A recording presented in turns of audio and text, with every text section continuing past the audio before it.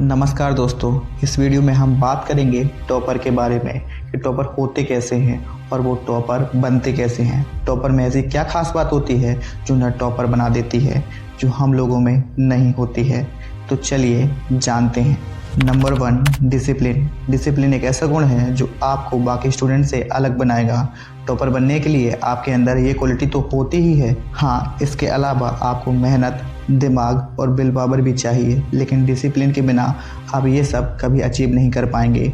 Discipline के लिए आपके अंदर डेडिकेशन होना चाहिए कि अगर एक बार कुछ ठान लिया तो ठान लिया, उसके बाद रास्ते में कितनी भी मुश्किल क्यों ना आ जाए, आपको रुकना नहीं है। डिसिप्लिन आपके गोल तक पहुंचने की चाबी है। इसके लिए आप ऐसा कर सकते हैं कि अपने आप को बहुत मैनेज्ड रखें। एक टाइम टेबल बनाकर पढ़ाई करें। आप अपनी सोने व खाने पीने की आदतों के हिसाब से टाइम टेबल को इधर उधर कर सकते हैं, लेकिन एक बार कुछ ठान लिया तो उसका ईमानदारी से पालन करिए। आप अपने स्टडी रूम या फिर जहां आप पढ़ाई करते हैं वहां की साफ़ सफाई खुद कीजिए, जिससे आप बाद में ये ना कह सकें कि मम्मी मेरी इंग्लिश की किताब कहाँ रखी थी, अब मिल नहीं रही है। तो उस चीज़ को खुद ही ऑर्गेनाइज्ड रखिए। जब आपको फ्री टाइम मिले तो सिर्फ एंटरटेनमेंट, फ़ोन, टीवी इन सब की तरफ ही ना जाएं, बल्कि ये भी सोचें कि आपको ज़िंदगी में आगे क्या करना है। और ये कोई वर्णन नहीं है। अगर आप सही तरीके से सोचते हैं और प्लान करते हैं तो आपको अपने गोल को अचीव करना भी बहुत सेटिस्फाइंग लगेगा और आपको उसमें मज़ा भी आने लगेगा। टाइम को बिल्कुल भी वेस्ट ना करें। इनफैक्ट जो टाइम टेबल आपने बनाया है तो उसमें भी देखिए कि अगर आप अपने फ्री टाइम में से कुछ और टाइम पढ़ाई के लिए यूटिलाइज कर सकें तो ज़्यादा बेहतर होगा।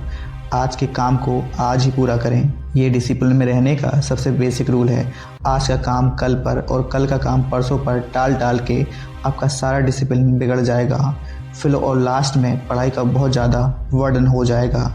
डिसिप्लिन का असली मतलब है अपनी अच्छी बुरी सभी आदतों को एनालाइज करना और टाइम के अकॉर्डिंग अपनी आदतों को ढालना।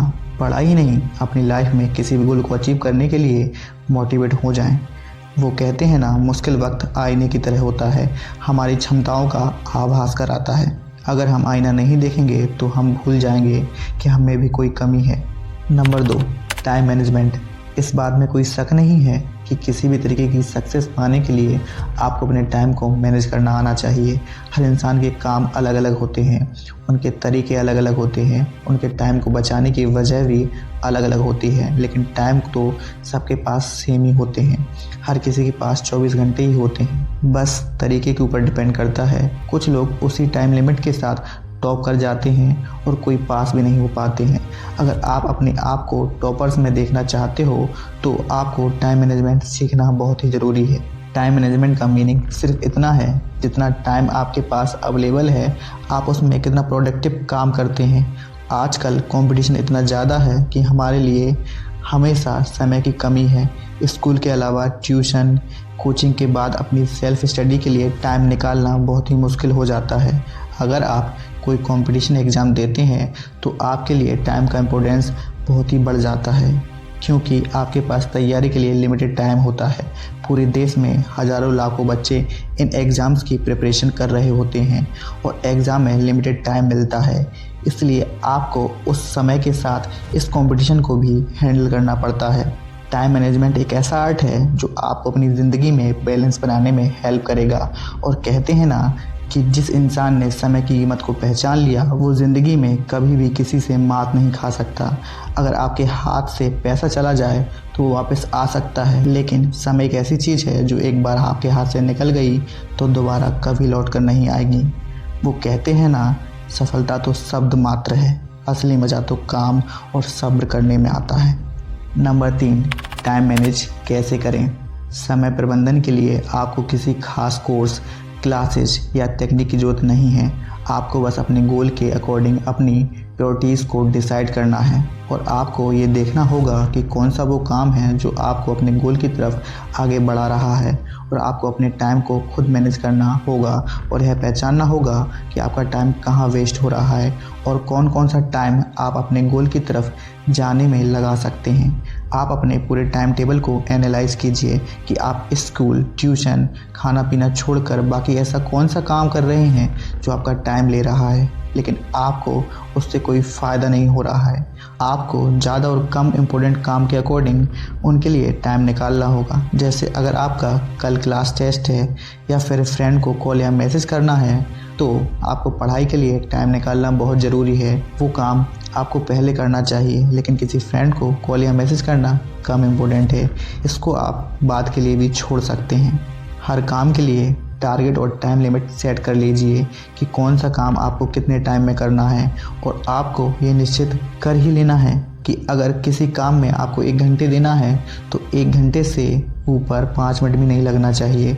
घड़ी पर नज़र रखो और 1 घंटे में काम को ख़त्म करो। ये रूल आपके तब काम आएगा जब आपके एग्ज़ाम आ रहे होंगे। आप मान लीजिए एक चैप्टर को 1 घंटे में पूरा करने का टारगेट रखती हैं, तो ऐसा करते करते ज़्यादा सिलेबस कंप्लीट कर पाएंगे, जिसके बाद आपको रिवीजन के लिए भी काफ़ी टाइम मिल जाएगा। वो कहते हैं ना, सपने देखना बुरी बात नहीं है, पर जब तक सपने पूरे नहीं होते तब तक आंखें खुली रखना है। नंबर 4, काम को टालने की आदत छोड़ना। इस बात को भी ऐसे समझा जा सकता है कि आज के काम को आज ही पूरा कीजिए। कई बार हमारा हंसी मजाक मौज मस्ती का मूड होता है, इसलिए हम सोचते हैं कि चलो कोई बात नहीं, आज मज़े कर लेते हैं, कल पढ़ लेंगे। अब ऐसे ही हम अपने काम को अगले दिन पर टाल देते हैं। अगले दिन कोई और बहाना मिल जाता है और कल परसों बन जाता है। इसलिए कंडीशन से ज़रूर बचिए। नंबर 5, मैक्सिमम टाइम को बचाना।